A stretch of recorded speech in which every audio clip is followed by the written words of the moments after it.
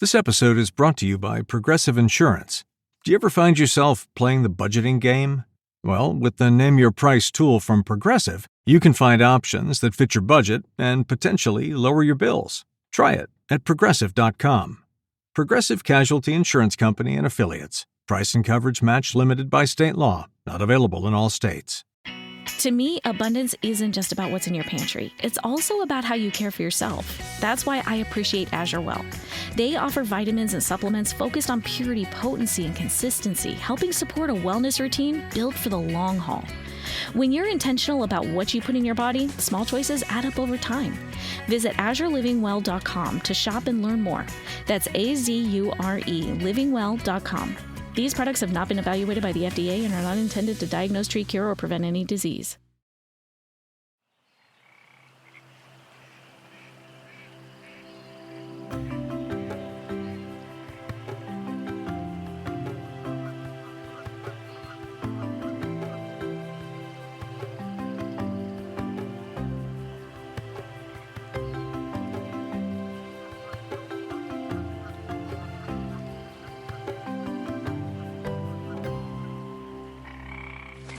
Welcome back to Swamp School BizTalk, the podcast that explores the business of environmental science. I'm your host, Mark Seelinger, and today we're diving into an essential topic for anyone looking to make a significant impact on the environmental sector, which is leadership.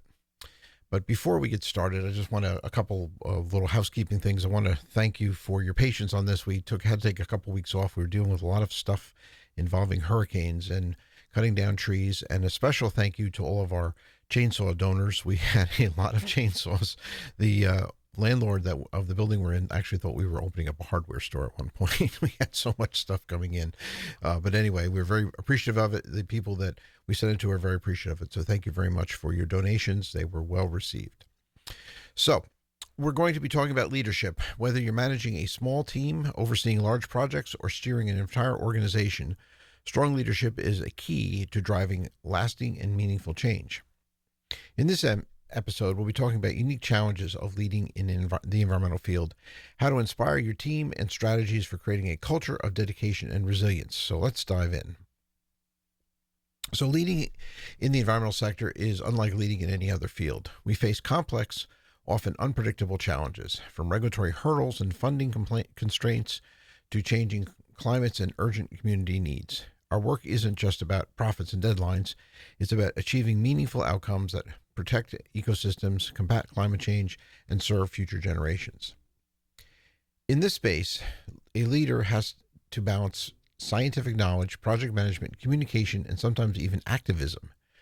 This can be demanding, but it's also incredibly rewarding. Leaders in this section have the opportunity to make a real difference, shaping solutions to some of the most pressing issues of our time.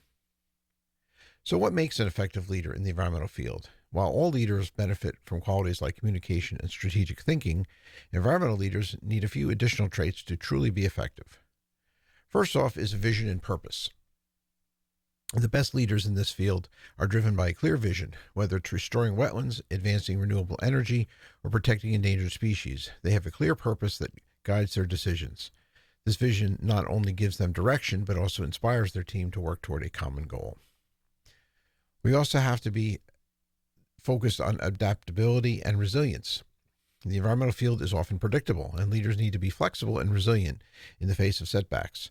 From shifting regulations to sudden weather events, adaptability helps leaders pivot when needed, ensuring that the project moves forward despite the challenges. We also need empathy and people skills. Environmental work is as much about people as it is about ecosystems. Effective leaders understand the needs and perspectives of the communities that they serve, their team members, and their stakeholders. By listening and empathizing, they build strong, trust-based relationships that drive collaboration and support. We should also have a commitment to science and data-driven decisions. In the environmental sector, decisions need to be grounded in science. Leaders should rely on data and research to guide their actions, showing a commitment to accuracy and evidence-based practices. This not only enhances credibility, but also leads to more effective outcomes. And then, of course, passion and persistence. Environmental work can be challenging and slow-paced, so leaders need a deep passion for their work and persistence to stay committed even when progress feels slow. Their passion is contagious and helps to keep the team motivated through difficult times. So now I'll talk a little bit about strategies for leading effective teams. Leading a team in the environmental sector requires a mix of inspiration and practicality. Here are some strategies that can help you lead your team effectively. First, create a clear sense of purpose. Environmental projects can sometimes feel overwhelming. Start by helping your team understand the big picture, how their work contributes to a larger mission. When your team feels they're making a difference, they're more likely to stay motivated and engaged. Second is set realistic goals and celebrate progress. Environmental projects can be long-term, so setting achievable milestones is essential. Break down larger goals into smaller measurable steps and celebrate when those milestones are reached. Recognizing progress, no matter how small, keeps the team's momentum strong and shows that their efforts are paying off. Third, we have encourage collaboration and cross-discipline learning. The environmental sector is highly interdisciplinary, with scientists, engineers, policy experts, and community liaisons all working together. Great opportunities for your team to learn from each other's expertise. This not only broadens their skill, but also fosters a collaborative, solution-oriented culture. And our favorite one here, provide training and development. Encourage continuous learning. Invest in training, especially Swamp School training, that helps your team members build new skills, whether it's in environmental policy, project management, or technology like GIS. A well-trained team is empowered, confident, and equipped to handle evolving challenges. And then foster a culture of open communication. Environmental projects often involve complex challenges and diverse perspectives. By promoting open communication, you create an environment where team members feel comfortable sharing ideas, concerns, and constructive feedback. This openness can lead to innovative solutions and helps build a strong sense of trust. As a leader in the environmental sector, your influence can go far beyond your team. Here's how you can expand your impact. You can engage with your community. Environmental projects are often impact local communities. Take the time to build relationships with these communities, listen to their concerns, and incorporate their input into your projects. Community engagement not only strengthens your project, but also builds trust and fosters long-term support. Should be an advocate for policy change. Environmental leaders are in a unique position to advocate for policy change. Whether through industry groups, public forums, or direct engagement with policymakers, you can use your expertise to influence regulations and policies that protect the environment. You definitely want to mentor the next generation. The future of environmental work depends upon a new generation of passionate leaders. Take time to mentor young professionals or students interested in this field. Share your experiences, offer guidance, and inspire them to pursue careers that make a difference. Lead by example. Your actions speak louder than words. Show a commitment to sustainable practices in everything you do, from the way you run your organization to the suppliers you choose. By modeling environmentally responsible behavior, you can set a standard that others can follow. And then celebrate wins and share success stories. Don't be afraid to share positive outcomes of your work. Celebrating success, whether through social media, public events, or press releases, not only boosts your team's morale, but it also inspires others and highlights the impact of your environmental work.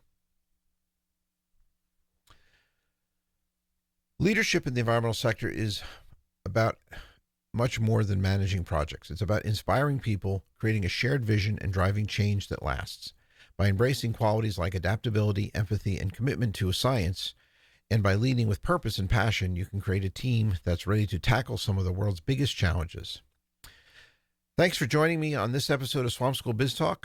I hope today's discussion has given you insights and inspiration to lead teams and projects that truly make a difference. If you enjoyed this episode, don't forget to subscribe and share it with others who might benefit. In our next episode, we'll be exploring ways to measure and communicate the impact of environmental projects, a crucial aspect of proving value and gaining long-term support. So be sure to tune in. Until next time, keep blending science with business for a better world. Have a great day.